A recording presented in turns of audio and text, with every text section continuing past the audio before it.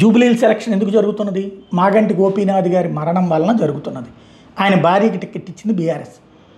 ఇప్పుడు కుటుంబ వ్యవహారం కాస్త రచ్చకెక్కింది. ఆమె రెండవ భార్య మాగంటి మొదటి భార్య మాలినీదేవి ఇప్పుడు రంగంలోకి వచ్చింది. ఈమె రెండో భార్య అట సునీత.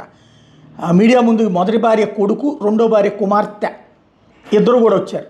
లాయర్లతో తహసీల్దార్ దగ్గరికి రెండు కుటుంబాలు వచ్చినాయి.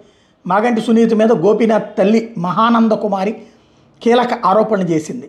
కేటీఆర్ వచ్చేదాకా గోపీనాథ్ మరణం గురించి ఎందుకు చెప్పలేదు అంటూ గోపీనాథ్ తల్లి ప్రశ్నించడం అన్నటువంటిది ఇక్కడ కీలకమైంది. ఓవరాల్గా ఈ వ్యవహారం కాస్త గందరగోళానికి దారితీసింది. లాయర్లతో తహసీల్దార్ దగ్గరికి రెండు కుటుంబాలు రావడం అన్నటువంటిది ఇది వేరే కోణంలోకి, అంటే పర్సనల్ అటాక్ స్టేజ్కి వచ్చేసింది. రాజకీయాలు అంటే ఈజీగా గెలుస్తారనుకుంటే పర్సనల్ దాకా వచ్చేది కాదు, తెచ్చేవాళ్ళు కాదు.